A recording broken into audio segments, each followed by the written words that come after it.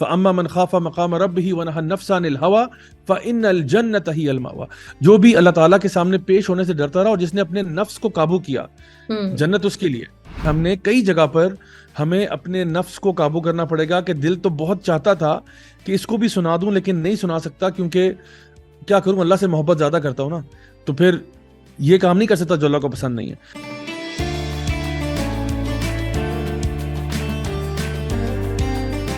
السلام علیکم لسنرز، آپ سن رہے ہیں رمضان کا خصوصی پروگرام خاص مہمان، اور ایک دفعہ پھر میں آپ کے ساتھ موجود ہوں، آپ کی پریزنٹر مہاوش خان.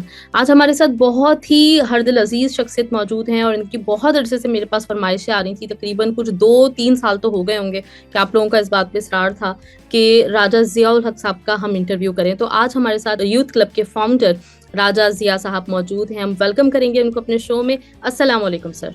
وعلیکم السلام ورحمۃ اللہ وبرکاتہ. جی سر، کیسے ہیں آپ؟ اللہ کا بہت کرم ہے جی، الحمدللہ. سر، رمضان کی بہت بہت مبارکباد آپ کو، اور میں آپ سے یہ بھی جاننا چاہوں گی ساتھ میں کہ رمضان میں آپ کا روٹین کیسا رہتا ہے؟ جی الحمدللہ جی. سب سے پہلے تو یہ کہ یہ ایک بہت ہی بابرکت مہینہ ہوتا ہے، اور ہمارے لیے ایک بہت زبردست اپرچونٹی ہوتی ہے اللہ تعالیٰ کی طرف سے کہ آپ نے جتنی بھی نیکیاں سمیٹنی ہیں وہ سمیٹ لیں، کیونکہ یہ وہ مہینہ ہے جس میں جنت کے دروازے کھلے ہوتے ہیں، جہنم کے دروازے بند ہوتے ہیں، اور اللہ تعالیٰ کی مغفرت جو ہے نا وہ جوش مار رہی ہوتی ہے کہ کوئی ایسا شخص ہو جو اپنے گناہوں کو معاف کروانا چاہے. اگر وہ رمضان میں نہیں کرے گا تو پھر کب کرے گا؟ تو ہماری بھی کوشش پوری ہوتی ہے کہ اس مہینے میں سے میکسیمم کام کیا جائے. خاص طور پہ بہت سارے یہاں پہ ایک تو پروگرامز ہو رہے ہوتے ہیں، لیکچرز وغیرہ کے تو بہت زیادہ ہو جاتے ہیں. اسی کے ساتھ ساتھ جس طرح آپ کا یہاں پہ ریڈیو ہے یہاں پہ یا ٹی وی چینلز پہ، اسی کے علاوہ بہت ساری ایسی کلاسز، ہماری قرآن کلاسز، تفسیر کلاسز چل رہی ہوتی ہیں. پھر نماز تراویح کے دوران بھی ہمارے مختلف لیکچرز وغیرہ چل رہے ہوتے ہیں. تو بہت ہی زبردست انوائرمنٹ کریٹ ہوا ہوتا ہے. تو ہم تو جب رمضان گزرنے والا ہوتا ہے تو بس اس کو بہت مس کرنا شروع کر دیتے ہیں پہلے سے، اور اسی انتظار میں ہوتے ہیں کہ اگلے سال اب رمضان کب آئے گا کہ یہ دوبارہ سے اتنی امیزنگ اپرچونٹی ملے گی. بالکل بالکل. اچھا سر، میں ہمیشہ مجھے اس بات کا تجسس رہا کہ یوتھ کلب ماشاءاللہ ایک ایسی آرگنائزیشن ہے جس سے اس وقت بے شمار مطلب ہزاروں لاکھوں کی تعداد میں جو یوتھ ہے وہ مستفید ہو رہی ہے، اور آپ کے لیکچرز آپ سب لوگوں کی سن رہی ہوتی ہے. ایک بہت ہی ڈفرینٹ آپ لوگ آئیڈیا لے کر آئے کہ ابھی تک کسی نے بھی یہ نہیں سوچا تھا. جو نارملی جو ہمارے جو علماء کرام ہیں وہ کام کر رہے ہوتے تھے تو وہ اوور آل کر رہے ہوتے تھے، اور زیادہ تر جو اس میں 40 سے اوپر کے ہی افراد ہوتے تھے. لیکن آپ کی آرگنائزیشن یوتھ کے لیے یہ خاص طور پہ آپ نے بنائی، اور ان کو دین کی آپ دعوت دیتے ہیں، اور فاؤنڈر بھی آپ ہیں. تو یہ خیال کیسے آیا تھا آپ کو؟ اچھا، سب سے پہلے تو یہ کہ میں جب اپنے اکیلے میری زندگی کے 2 بڑے ڈسٹنکٹ فیزز رہے ہیں. ایک وہ فیز تھا جب میں دین کے ساتھ منسلک نہیں تھا، اور پھر ایک ایسا فیز تھا کہ جب دین سے وابستہ ہوا. اور میں ابو دھابی میں تھا جب تقریباً 4 سال سے وہاں پہ کام کر رہا تھا، کیونکہ اس سے پہلے میری ایجوکیشن انگلینڈ میں ہوئی. وہاں سے میں نے اپنا بیچلرز کیا، پھر آسٹریلیا سے ماسٹرز کیا تھا انفارمیشن ٹیکنالوجی میں. پھر کچھ عرصہ پاکستان میں 1-2 سال کام کیا، پھر اس کے بعد دبئی آ گیا، اور ابو دھابی میں میرا اسٹے تھا. تو وہاں پہ تقریباً 4 سال میں نے گزارے، اور میرا جو فائنل ٹرانسفارمیشن فیز تھا نا وہ وہاں پہ کمپلیٹ ہوا. تو ادھر سے پھر مجھے کچھ حادثات، واقعات لائف میں ایسے ہوئے جنہوں نے مجھے کائنڈ آف پش کیا اس طرف کہ میں دین کی طرف آؤں اور اس کو پڑھوں اور سیکھوں، کیونکہ اتنا عرصہ گزر گیا یہ سیکولر سائنسز پڑھتے ہوئے. تو فائنلی جب دین کی طرف آیا تو پھر پاکستان واپس آنے کا فیصلہ کیا، اور جب یہاں پہ آیا تو میں نے انیشلی کچھ علماء کے ساتھ پڑھنا شروع کیا. اور اس ٹائم پہ میں نے ایک ادارہ جو بنایا تھا اس کا نام ایکسپلورنگ اسلام تھا، کیونکہ میں خود اس ٹائم پہ اسلام میں ابھی نیا داخل ہوا تھا. قرآن، حدیث، فقہ وغیرہ، عربک لینگویج وغیرہ یہ چیزیں پڑھ رہا تھا. تو اسی کے تقریباً 2-3 سال بعد میں نے ایک ادارہ بنایا ایکسپلورنگ اسلام کے نام سے. اچھا، اس کے پلیٹ فارم کے انڈر میں نے اپنے گھر سے ہی کچھ عرصے کے بعد جب تھوڑا سا لگا کہ میرے ایون اساتذہ نے بھی کہا کہ اب آپ اس لیول پہ ہیں کہ آپ چھوٹے موٹے دروس اپنے گھر میں خود بھی کنڈکٹ کرایا کریں، اور ان لوگوں کو جو آپ کے لوگ ہیں، یعنی کہ جس یونیورسٹی کالج بیک گراؤنڈ سے آپ آئے ہیں، کیونکہ آپ ان کی زبان سمجھتے ہیں، آپ ان کے پرابلمس کو سمجھتے ہیں. آپ کیونکہ جتنے بھی انبیاء گزرے ہیں نا وہ سب اپنے لوگوں سے کہا کرتے تھے یا قومی، مثال کے طور پہ یا قومی انہیں عبد اللہ واجتنبوا الطاغوت، کہ اے میری قوم، اے میری قوم. تو اللہ تعالیٰ بار بار قرآن مجید میں ارشاد فرماتے ہیں کہ فلاں نبی نے اپنی قوم کو پکارا اور کہا یا قومی. تو اس کے پیچھے کیا حکمت ہے؟ ایک حکمت تو یہ کہ وہ کہتے تھے کہ بھائی ہم تمہارے میں سے ہیں، ہم تمہارے حالات کو جانتے ہیں، ہم تمہارے مسائل کو سمجھتے ہیں. تو میں نے جب یہ سوچا کہ بھائی میری قوم کون سی ہے، ویسے تو چلیں ہم پاکستانی ہیں، اور یعنی اگر آپ بالکل خطہ وائز اگر بریک کریں تو پنجاب میں رہتے ہیں یا اس طرح، لیکن اصل میں جو میری قوم ہے نا وہ تو یونیورسٹی کالج کے اسٹوڈنٹس ہیں. میں کیونکہ میں بھی انہی سے نکل کے آیا ہوں اور اسی انوائرمنٹ سے نکلا ہوں، اور میں نے بھی وہی ماڈرن جو چیلنجز ہیں وہ دیکھے ہوئے ہیں، ہم نے بھی وہی چیزیں فیس کی ہیں، اور ہمیں ہدایت دینے کے لیے کوئی تھا نہیں، کیونکہ جو علماء ہے ماشاءاللہ ہم نے اب ان سے بہت فیض پایا، ہم نے ان سے بہت کچھ سیکھا ہے، لیکن اس ٹائم پہ نا ہمیں لگتا تھا کہ علماء ہم سے بہت دور ہے اور ہم ان سے بہت دور ہیں، کہ وہ ایک ڈفرینٹ فریکوینسی پہ ہیں، ہم ایک ڈفرینٹ فریکوینسی پہ ہیں، اور شاید وہ اپنے مساجد میں اور مدارس میں جن ایشوز کو ڈیل کر رہے ہیں وہ تو بہت آگے کی باتیں ہیں، بہت ایڈوانس سبجیکٹس ہیں، لیکن ہم جس مسئلوں میں پھنسے ہوئے ہیں وہ تو بڑے ایوری ڈے پرابلمز ہیں. یہ جو گرل فرینڈ بوائے فرینڈ والا مسئلہ ہو گیا، یا ڈرگز کا مسئلہ ہو گیا، یا انٹرٹینمنٹ کے ذرائع کا مسئلہ ہو گیا، یا میرا لیک آف ڈائریکشن کا مسئلہ ہو گیا، ہمارے تو یہ مسائل چل رہے ہیں. تو کیسے میں ان کو سارٹ آؤٹ کروں اور کسی ایسی زبان میں جو بہت مشکل نہ ہو، مجھے سمجھ میں بھی آ جائے. تو اس ٹائم پہ جب میں نے یہ ادارہ بنایا تو میرے گھر میں کچھ دروس لیکچر وغیرہ شروع ہوئے. تو ایکچولی یوتھ کلب کے جو فاؤنڈرز ہیں وہ سرپرائزنگلی میں نہیں ہوں. میں نے تقریباً 6 مہینے کے بعد جوائن کیا تھا. یوتھ کلب کو فاؤنڈ کیا تھا کچھ نوجوان لڑکیوں نے جو کہ ہاں جی کام کرنے کے لیے ان کا ایک جوش اور جذبہ پیدا ہوا، اور ان کا بھی یہ خیال تھا کہ بھی ہم نے دین کے میسج کو کمیونیکیٹ کرنا ایک اچھے انداز میں کہ نوجوانوں کو سمجھ میں آ جائے. اب جو میں کام کر رہا تھا وہ بھی اپنے ایک سمجھ لیں کہ ببل کے اندر اپنا میں لگا ہوا تھا، ان کے بارے میں مجھے معلوم بھی نہیں تھا یہ کون لوگ ہیں، اور ان میں سے غالباً کسی نے شاید میری کوئی ٹاک اٹینڈ کی یا میرے کسی لیکچر پہ آئے یا کچھ ایسا ہوا، تو مجھے انہوں نے یہ اس بات کے لیے اپروچ کیا کہ جی آپ ہمارے جو ہے نا امیر بن جائیں، کیونکہ ہمارے پاس اس وقت جو جماعت بنی ہوئی ہے وہ صرف خواتین کی ہے، تو ہم چاہتے ہیں کہ کیونکہ کام کو بڑھانا ہے اور آگے چلنا ہے، اور بہت سارے ایسے کام ہوتے ہیں جس میں آپ کو پتہ ہے کہ باہر کے کام ہوتے ہیں اکثر اوقات، جس میں تھوڑا بہت آپ کو ایک تو خواری بھی کرنی پڑتی ہے اور اس طرح سے، تو ہمیں کچھ مردوں کی ٹیم چاہیے جو کہ ہمیں ہیلپ کر سکیں اس چیز کے اندر. تو انہوں نے مجھے جب کہا تو میں نے اپنے جو ٹیچر ہیں ان سے تھوڑا سا مشورہ بھی کیا. میں نے کہا شیخ یہ اس طرح سے مجھے کہا گیا، تو میں آلریڈی ایک ادارہ چلا رہا ہوں چھوٹا سا، تو اس کو میں کیا بند کر کے ان کے ساتھ آ جاؤں یا میں ان کو اگنور کروں یا کیا کروں. تو پھر انہوں نے مجھے کہا کہ آپ بہتر ہے کہ اگر ان کے پاس ایک پلیٹ فارم ہے اور وہ اس طرح سے کام کرنا چاہتے ہیں تو بہتر ہے کہ آپ ان کے ساتھ مرج کر جائیں.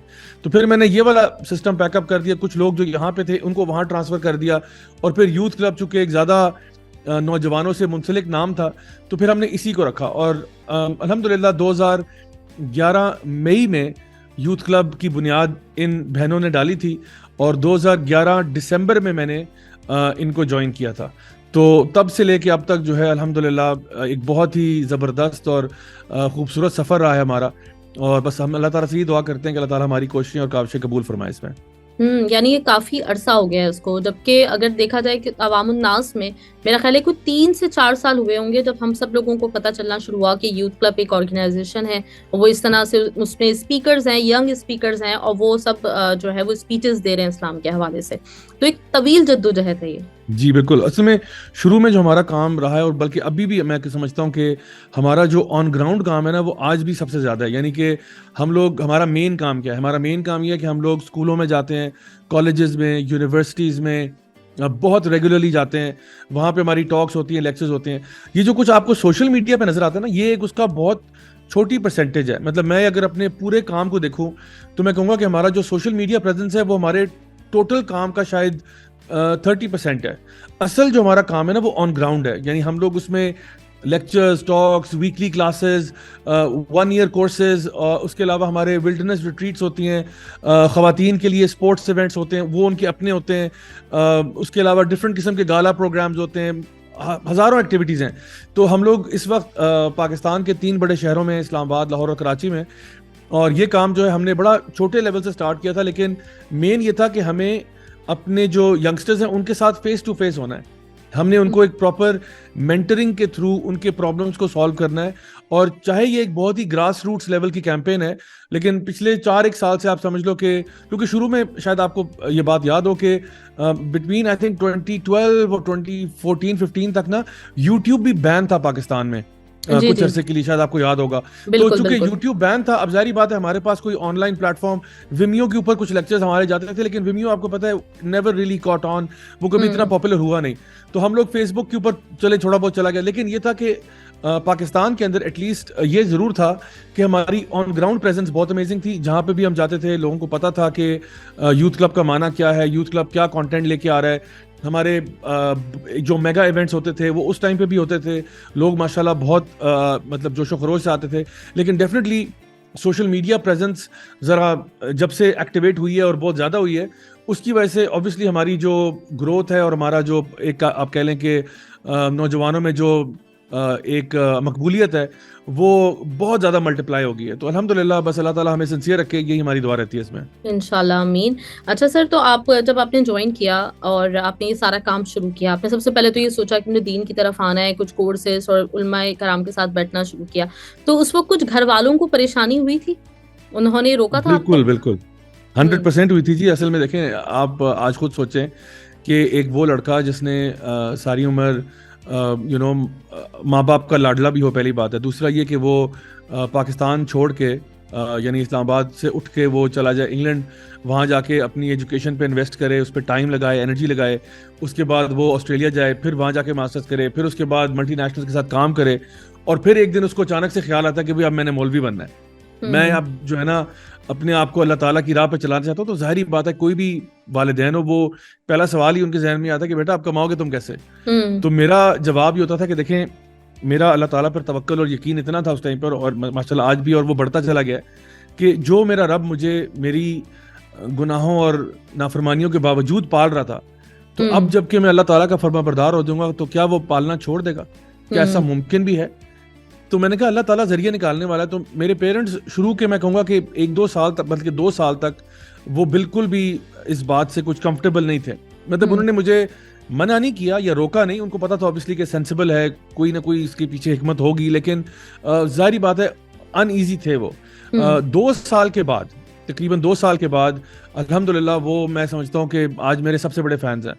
اور اس ٹائم کے بعد وہ اتنی سپورٹ اور اتنا یعنی اب تو وہ بہت زیادہ, بلکہ کہیں پہ بھی جاتے ہیں تو بہت فخر سے بیان کرتے ہیں کہ بھئی آپ کو پتہ ہے ہمارا بیٹا کون ہے, ہمارا بیٹا وہ ہے. تو اب ماشاءاللہ تو وہ بہت زیادہ, لیکن مجھے پتا کہ پہلے 2 سال تو بہت ڈیفیکلٹ تھا. اچھا, گریٹ, زبردست. تو سر آپ کی اپنی زندگی میں اور اپنے مطلب جو گھر میں سب کے ساتھ ریلیشن تھے, اس میں آپ کو خود کو کتنا فرق محسوس ہوتا ہے اس طرف آ کے, اس رستے پہ چل کے؟ دیکھیے ایک چیز تو بڑی کلیئر ہے کہ ہمارا دین جو ہے نا, اللہ تعالیٰ جیسا قرآن مجید میں ارشاد فرماتے ہیں کہ یا ایھا الذین آمنوا ادخلوا فی السلم کافہ ولا تتبعوا خطوات الشیطان, کہ اے ایمان والو پورے کے پورے اسلام میں داخل ہو جاؤ. تو ہم لوگ جس اسلام کو فالو کرتے تھے اپنے, جس کو میں اپنا زمانہ جاہلیت کہتا ہوں, وہ اسلام بس کم از کم 50-50 قسم کا اسلام تھا. مطلب اس میں نماز بھی آپشنل تھی اور روزے رکھنا بھی آپشنل تھا, اور ماں باپ کے ساتھ کبھی یعنی تلخ کلامی ہو جائے, کبھی ان کے ساتھ اونچی آواز ہو جائے, کبھی بہن بھائیوں کے ساتھ لڑائی ہو جائے, کبھی کسی اور کے ساتھ, تو ہم اس بارے میں کنسرنڈ نہیں ہوتے تھے زیادہ کہ بھئی دین کے اوپر چلنا ہے یا دین کے احکامات کا خیال رکھنا ہے یا اللہ دیکھ رہا ہے اور اس کی اکاؤنٹیبلٹی ہوگی اور حساب کتاب ہوگا. بس اپنی مرضی سے بس ایک زندگی گزار رہے ہیں اور اپنے دل میں کائنڈ آف مطمئن بھی ہوئے ہیں کہ بھئی بڑی اچھی لائف گزار رہے ہیں. لیکن جس طرح انسان قرآن کو پڑھنا شروع کرتا ہے اور دین کی سمجھ اس کے اندر آہستہ آہستہ آتی ہے, تو وہ دیکھتا ہے کہ دین کا نام صرف نماز روزہ نہیں ہے. نماز روزہ تو چلیں اس کا سٹارٹنگ پوائنٹ ہے, وہ تو بنیاد ہے. آپ کلمہ توحید پر آتے ہو, نماز پڑھتے ہو, روزے رکھتے ہو, وہ تو سٹارٹنگ ہے. اب آپ کے جتنے بھی ریلیشن شپس ہیں وہ سارے افیکٹ ہوں گے اس کے ساتھ. آپ کے لوگوں کے ساتھ معاملات کیا ہیں, اللہ تعالیٰ فرماتے ہیں وبالوالدین احسانا, ماں باپ کے ساتھ احسان کرو. آپ نے اپنے نیبر کا خیال رکھنا ہے. یعنی اتنی ساری چیزیں آ جاتی ہیں کہ پھر آپ کو ہوتا ہے کہ میں کوئی بھی میرے منہ سے ایسی بات نہ نکلے کہ جس سے کسی کی دل آزاری ہو, کوئی ایسی بات نہ ہو کہ میں کہیں پہ غیبت کرنا شروع کر دوں, کسی کے ساتھ بدتمیزی ہو جائے.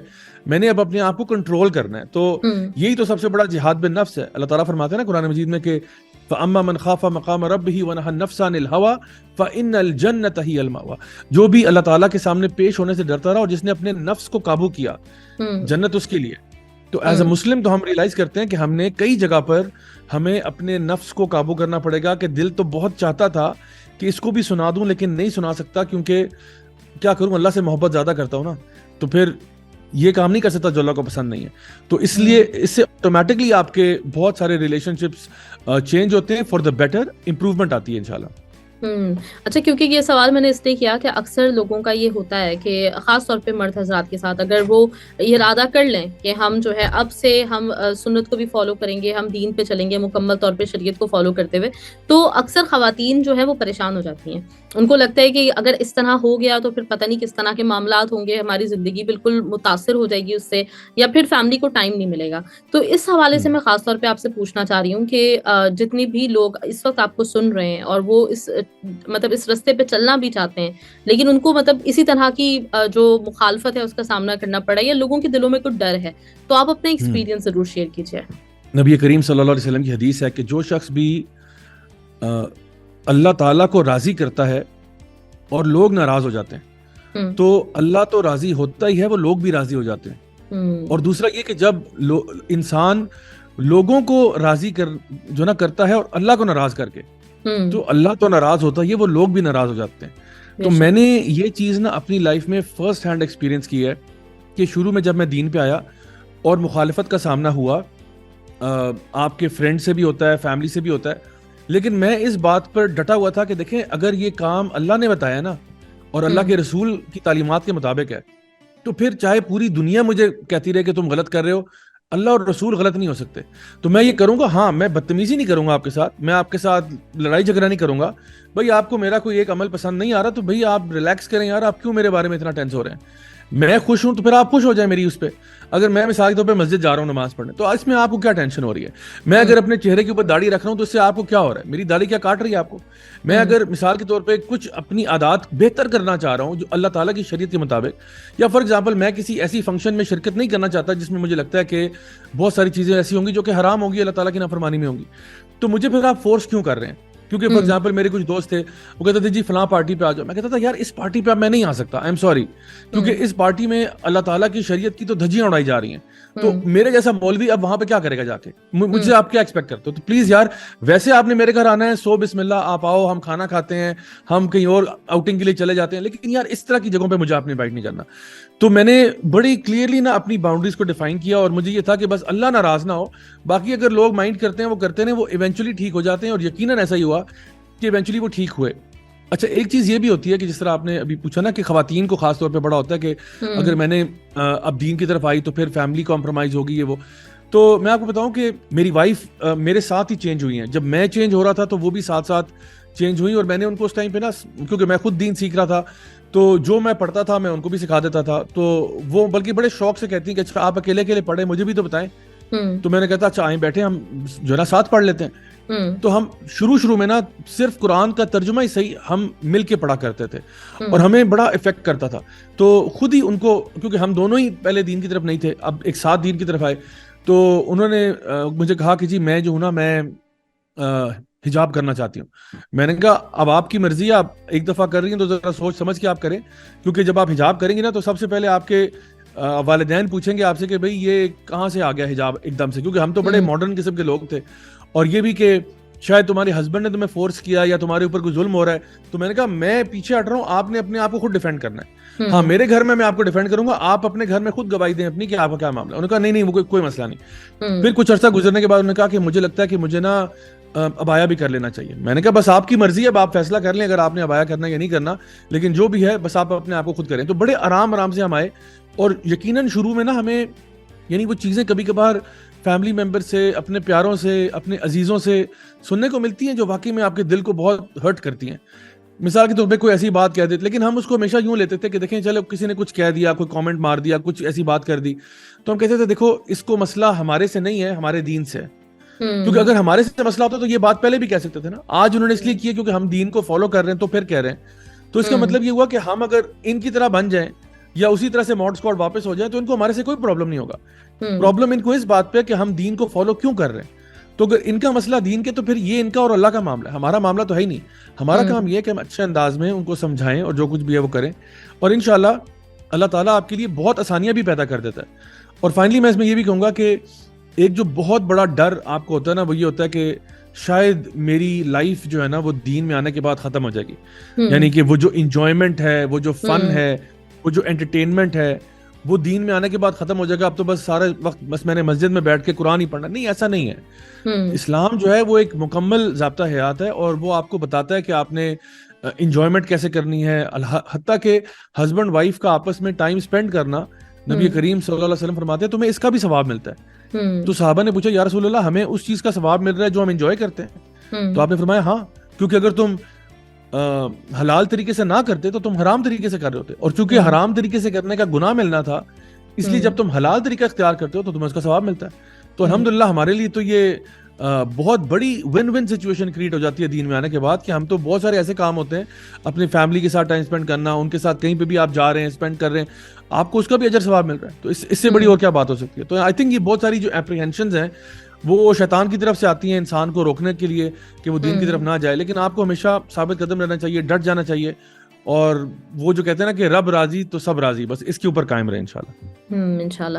اچھا, جب آپ نے یہ یوتھ کلب کی بنیاد رکھی تھی یا جب آپ اس میں شامل ہوئے تھے اور ٹارگٹ آپ لوگوں نے یوتھ کو کرنا تھا, تو امید تھی مطلب, کیونکہ ویسے بھی ہم لوگوں نے دیکھا ہے کہ اکثر جو ہوتے ہیں مختلف مسجدوں کے لوگ وہ جایا کرتے ہیں, جا کے دعوت نوجوانوں کو بھی جو دروازے پہ آتا تھا اس کو بلاوا دیتے تھے, لیکن اکثر لوگ بھاگ رہے ہوتے تھے اس سے. تو یوتھ کلب کی یہ بہت بڑی کامیابی ہے جو کہ ہم سب لوگ جس کو دیکھ رہے ہیں اور ماشاءاللہ سے جو ہے آبزرو کر رہے ہیں کہ یوتھ کلب نے واقعی نوجوانوں کو اپنا جو ہے وہ بنا لیا ہے. سب یوتھ کلب کی ویڈیوز دیکھ رہے ہوتے ہیں, اور بھی میں پچھلے دنوں کہیں پہ سن رہی تھی, دیکھ رہی تھی کہ ماشاءاللہ سے اس وقت بہت ایک میجورٹی ہے یوتھ کی جو کہ ریلیجس کنٹینٹ دیکھ رہی ہے. تو آپ کو اس بات کا پہلے اندازہ تھا, اور اب کیسی فیلنگز ہیں آپ کی؟ جی الحمدللہ, جی جتنا بھی اللہ تعالیٰ کا شکر ادا کیا جائے وہ کم ہے. اندازہ یہ تو تھا کہ ہم نے ایفرٹ پورا کرنا ہے, بس یہ پتا تھا, کیونکہ شروع سے نا دیکھیں, ہم نتیجہ تو اللہ کے ہاتھ میں, اور ایسے کئی انبیاء گزرے ہیں جنہوں نے بڑی محنتیں کی ہیں. آپ نوح علیہ السلام کی مثال لیں, 950 سال دعوت دین انہوں نے کی ہے, لیکن جو لوگ ان کے پاس آئے ہیں وہ مٹھی بھر لوگ تھے. تو ہماری ہمیشہ ارادہ اور خواہش اور تمنا تو یہی ہوتی ہے کہ آپ اگر دین کا کام کر رہے ہیں تو میکسیمم لوگوں تک یہ بات پہنچے. اور جیسا کہ نبی کریم صلی اللہ علیہ وسلم کی حدیث میں بھی آتا ہے کہ یہ دین جو ہے اس کا پیغام ہر کچے اور پکے گھر میں جا پہنچے گا. تو ہماری خواہش اور تمنا تو یہ تھی کہ چاہے ہمارے وسیلے سے ہی وہ بات پہنچ جائے, لیکن الحمدللہ ہمیں شاید اس کا اتنا آئیڈیا نہیں تھا کہ کس ریپڈ سپیڈ کے ساتھ ماشاءاللہ یہ میسج جو ہے وہ یوتھ کے اندر مقبولیت بھی پائے گا, یوتھ اس کو ایکسیپٹ بھی کریں گے. اور اس میں میرا خیال ہے ہمارے سے زیادہ کریڈٹ یوتھ کو جاتا ہے کہ ان کے اندر اتنی خیر ہے کہ اب مجھے یہ بات ریلائز ہوتی ہے کہ ہمارے یوتھ اگر کسی غلط راستے پہ جاتے ہیں تو ٹیکنیکلی ان کا اتنا قصور نہیں ہے جتنا ان کے والدین کا یا ان کے معاشرے کا یا ان کی اپ برنگنگ کا قصور ہوتا ہے, کیونکہ ان کو ہم نے کبھی بتایا ہی نہیں, کبھی دین کے ساتھ ان کا تعارف کرایا ہی نہیں, کبھی ان کو بتایا نہیں رائٹ اینڈ رانگ کیا ہے. ہم اپنی دنیا داری میں اتنے مصروف ہو جاتے ہیں کہ ان کو پڑھانا اور وہ جو تربیت والا پہلو ہے وہ چھوڑ دیتے ہیں. تو اسکولز کی, کالجز کی آپ مثال لیں تو تعلیم تو ہے لیکن تربیت نہیں ہے. کیمسٹری فزکس تو سارے پڑھا رہے ہیں, لیکن وہ جو تربیت ہے, وہ جو اخلاق ہے, وہ جو دینی یعنی وہ جو ایک ہوتا ہے نا ایتھیکل مورل ویلیوز ہیں, وہ کون سکھائے گا؟ صرف اگر آپ نے اسلامک اسٹڈیز کا کورس پڑھا دیا ہے, پتلی سی کتاب ہوتی ہے, جس کلاس میں بھی آپ جائیں تو اس کے بدلے میں دیکھیں باقی کریکولم کتنا بڑا ہے اور کتنا وسیع ہے. تو اتنی سی کتاب پڑھانے سے تو بات نہیں بنتی نا, آپ کو ایک ریگولر چیز کرنی پڑتی ہے. تو الحمدللہ مجھے اس پہ بہت خوشی ہے اور اللہ تعالیٰ کا بہت کرم ہے کہ اللہ تعالیٰ نے ہم سے وہ کام لیا کہ ہم لوگ ماشاءاللہ یوتھ تک اپنا پیغام جو ہے اللہ تعالیٰ کے دین کی بات پہنچا رہے ہیں, اور ایک ایسے انداز میں کہ جو ان کو سمجھ میں بھی آ رہی ہے, اور جس کے لیے اب وہ ماشاءاللہ کریو کرتے ہیں کہ ہمیں اور کنٹینٹ چاہیے, ہمیں اور پڑھائیں اور سکھائیں. تو الحمدللہ اس میں اللہ کا بہت کرم ہے. اچھا, اگر ہم اپنے مطلب بچپن کی اور ٹین ایج کی بات کریں تو مجھے ایسا لگتا ہے کہ ہم لوگ مطلب بہت زیادہ جو ہے نا کچھ بالی ووڈ سائٹ پر تھے, میوزک ہمارے لیے بہت امپورٹنٹ ہوتا تھا ہماری زندگی میں, ہم لوگوں نے اسی طرح سے گزاری ہے. لیکن آج کل کی جو یوتھ ہے اس کا رجحان بھی تھوڑا چینج ہے. آپ کو اس کے پیچھے کیا ریزن لگتا ہے؟ دیکھیے, جس طرح میڈیا کے اندر چینجز آئے ہیں, ایک زمانہ تھا کہ ماں باپ بچوں کو اس بات پہ ٹوکتے تھے کہ بیٹا ٹی وی مت دیکھا کرو. آج میرا نہیں خیال بچے ٹی وی دیکھ رہے ہیں, بچے اس وقت اسمارٹ فون دیکھ رہے ہیں, بچے اس وقت لیپ ٹاپ کے اوپر نیٹ فلکس دیکھ رہے ہیں, بچے اس وقت جو ہے وہ مختلف سوشل میڈیا کے اوپر ہیں, بچے پب جی اور فورٹ نائٹ کھیل رہے ہیں, بچے جو ہیں وہ مختلف یعنی کوئی اسنیپ چیٹ پہ ہے, کوئی واٹس ایپ پہ, کوئی کہاں پہ, وہ ان چیزوں کے اوپر ہیں. تو اب جو ہے نا وہ ہمارا وہ والا معاشرہ نہیں ہے کہ جہاں پہ اب آپ کو کہنا پڑتا ہے کہ بیٹا ٹی وی کم دیکھا کرو. لیکن اب معاملہ کیونکہ اب یہ ہو گیا کہ اب ویڈیو آن ڈیمانڈ ہے, اب آپ کو ویڈیو چاہیے ابھی اسی وقت چاہیے. ایک زمانہ تھا جب ڈراموں کی نا قسطیں چلتی ہوتی تھیں, تو اس کے لیے ایک قسط کے بعد دوسری قسط کے لیے آپ کو ایک ہفتہ ویٹ کرنا پڑتا تھا.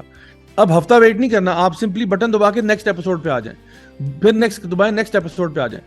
تو کانٹینٹ اوور فلو ہوا ہے میڈیا کے اندر, جو ہے نا ایک انبار لگا ہوا ہے کانٹینٹ کا. تو ہمارا بھی اس وقت فوکس اور یعنی مین ہمارا ایفرٹ اس وقت یہ چل رہا ہے. ہماری میڈیا ٹیم ماشاء اللہ تعالیٰ بہت جزائے خیر دے ان کو.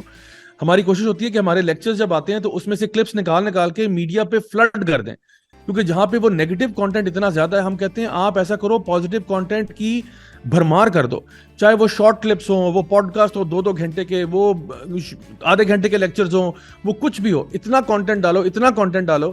اور آپ کو پتہ ہے اب تو ہمارا تو کوئی کاپی رائٹ ہے کوئی نہیں, ہم یعنی ہمارے مین چینلز تو ہیں, لیکن اس کے علاوہ اتنے زیادہ اور چینلز بن گئے ہیں آرگینکلی. یعنی فار ایگزامپل کئی لوگ کہتے ہیں سر میں آپ کو ٹک ٹاک پہ فالو کر رہا ہوں, میں کہتا ہوں میرا ٹک ٹاک پہ اکاؤنٹ ہی نہیں ہے.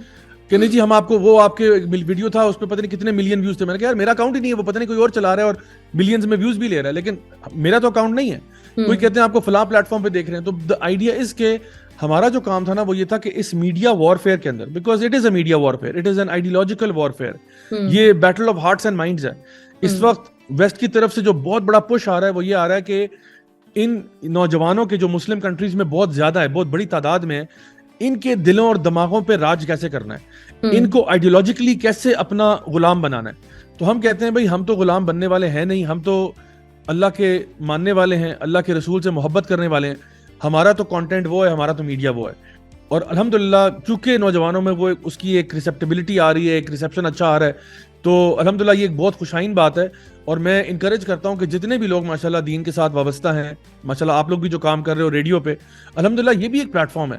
تو جتنا بھی یہ کام بڑھے, جتنا بھی یہ کام پھیلے, اتنا ہی اچھا ہے انشاءاللہ آج کے اس دور کے اندر. اچھا سر, تو ایک چیز اور کہ ابھی آپ نے ذکر بھی کیا انٹرٹینمنٹ کا, اور آپ کی اکثر اس طرح کی ویڈیوز آتی ہیں جس میں آپ بائکس کا آپ کو کافی شوق ہے. پچھلے دنوں میں ایک ویڈیو آپ کی وہ بھی دیکھی تھی جس میں آپ گن شوٹنگ کر رہے تھے, تو اس پہ کچھ اعتراضات بھی ہوتے ہیں آپ کے اوپر, تو آپ اس کے بارے میں کیا کہیں گے؟ اچھا دیکھیے, سب سے پہلی بات تو یہ ہے کہ ہمارا, چونکہ میں نے آپ کو بتایا نا کہ ہمارا مقصد یہ ہوتا ہے کہ نوجوانوں کو یہ بتانا کہ مولوی جو ہے نا وہ صرف مسجد میں بند نہیں ہوتا, مسجد سے باہر بھی اس کی ایک زندگی ہوتی ہے. تو یہ جو ایک ہم نے ایک اپنا دماغ میں ایک پرسیپشن بنایا ہوا نا کہ اگر کوئی بندہ مذہبی قسم کا پیشوا ہے یا مذہبی طور پہ رہنمائی فرما رہا ہے یا قرآن کلاس لیتا ہے, وہ سارا وقت بس مسجد میں بیٹھ کے اللہ کا ذکر کرتا رہتا ہے. تو ایسا تو کبھی بھی نہیں ہوتا اور کہیں پہ بھی نہیں ہوتا. اور جتنے علماء سے ہم بھی پڑھتے ہیں ان کی بھی لائف ایسی نہیں ہے. یعنی ایک آپ کی کمپلیٹ لائف ہوتی ہے, اور ہم لوگوں کو دکھانا چاہتے ہیں کہ دیکھو آج کل کے دور میں رہتے ہوئے جو آپ کے شوق ہیں اور جو حلال انٹرٹینمنٹ کے اندر آتا ہے وہ آپ پورے کریں. آپ کو کون سی شریعت ہے جو روک رہی ہے اس سے؟ مثال کے طور پہ ہم کہتے ہیں دیکھیں مطلب مولوی نے کیا کرنا ہے, مولوی نے نہ تو ڈانس پارٹیز پہ جانا ہے, مولوی نے نہ تو کوئی جو ہے نا حرام کام کرنے, اس نے وہ کام کرنے ہیں جو اللہ تعالیٰ کی شریعت میں پرمیسیبل ہے. فار ایگزامپل اب ٹارگٹ شوٹنگ ہے, ٹارگٹ شوٹنگ تو بلکہ ایک ایسا عمل ہے, ایک ایسا کھیل ہے یا ایک ایسا شوق ہے جس پہ آپ کو ثواب ملتا ہے. نبی کریم صلی اللہ علیہ وسلم کی حدیث ہے, آپ نے فرمایا کہ یعنی there is strength in target shooting, اور اس کے لیے آپ نے فرمایا کہ جو شخص یعنی ٹارگٹس کے بیچ میں واک کرتا ہے نا, اس واک کرنے کا بھی ثواب ملتا ہے. یعنی شوٹنگ کا تو ملتا ہی ملتا ہے, وہ جو آپ کو لگتا ہے نا کہ میں ٹائم ضائع کر رہا ہوں, ایک ٹارگٹ تک جاتا ہوں, اپنا اسکور چیک کرتا ہوں, پھر واپس جاتا ہوں, پھر فائر کرتا ہوں, اس واکنگ بٹوین ٹارگٹس کا بھی آپ نے فرمایا اجر و ثواب ملتا ہے. تو الحمدللہ ہم جتنے بھی حلال فارمز آف انٹرٹینمنٹ ہیں ان کو ہم لوگ کائنڈ آف لوگوں کے سامنے پریزنٹ بھی کرتے ہیں. ضروری نہیں ہے ہر بندہ ہی ہمارا جو ہے نا بائکر نہیں ہے, یعنی ہمارے اندر جو لوگ بائکس وغیرہ کا شوق رکھتے ہیں وہ تھوڑے ہیں. اس میں سے اور کوئی ہے جو کہ فار ایگزامپل کرکٹ اچھی کھیلتے ہیں, کوئی فٹ بال اچھی کھیلتے ہیں, کوئی ہائکنگ پہ بہت جاتے ہیں وغیرہ وغیرہ. ڈفرینٹ ہمارے شوق ہیں. میرا پرسنلی مجھے جم جانے کا شوق ہے, شوٹنگ کا شوق ہے, ہیوی بائکس کا شوق ہے, اور وہ بھی ہم اس طرح سے کرتے ہیں کہ اس کو بھی ہم اپنے لیے ایک دعویٰ اپرچونٹی بنا لیتے ہیں. یعنی جن لوگوں کے ساتھ ہم لوگ رائڈ کرتے ہیں تو اکثر ایسا ہوتا ہے کہ کہیں پہ نماز کا وقت آتا ہے تو ہم وہاں پہ جماعت کرواتے ہیں, کبھی کبھار درس بھی ہو جاتا ہے, ان کو تھوڑا بہت نصیحت بھی کر دیتے ہیں, اور کوشش کرتے ہیں کہ ہم کم از کم کوئی ایسا کام نہ کریں جو خلاف شریعت ہو, یا ٹریفک کی وائلیشن ہو, یا سڑک کے اوپر ہولیگنزم یا بدتمیزی ہو, کوئی ایسی چیز نہ ہو. تو اگر آپ اس کو within the boundaries of sharia کریں تو میں سمجھتا ہوں بہت اچھی بات ہے. اور ہم تو زیادہ انکریج کرتے ہیں کہ جتنے بھی ہمارے نوجوان ہیں وہ ان چیزوں کو دیکھ کے تھوڑا سا لیسن لیں کہ بھئی ہم بھی یعنی مولوی ہونے کا مطلب یہ نہیں ہے کہ آپ کی لائف بالکل ڈرائی اور بورنگ ہو جائے گی. رادر میں یہ کہوں گا کہ دین کے اوپر آنے سے آپ کی لائف میں اور خوشحالی اور برکتیں اللہ تعالیٰ نازل کر دیتا ہے. بالکل صحیح کہہ رہے ہیں آپ. میرا سوال کرنے کا مقصد بھی یہی تھا کہ حقیقت ہے مطلب پہلے ایک کانسیپٹ یہی ہوا کرتا تھا، اور شاید میرا خیال ہے شروع میں آپ لوگوں کے اوپر بھی اعتراض بھی ہوا ہوگا کہ ہم کرتے پجامے میں اور ٹوپی میں اسی طرح سے ہم نے ایک امیجن کیا ہوا تھا کہ جو ایک اسلامک اسکالر ہے وہ اسی طرح کا ہوگا، لیکن آپ لوگوں نے یہ جو تھا، یہ جو کنسپشن تھا وہ بھی آپ لوگوں نے بالکل اس کو چینج کیا.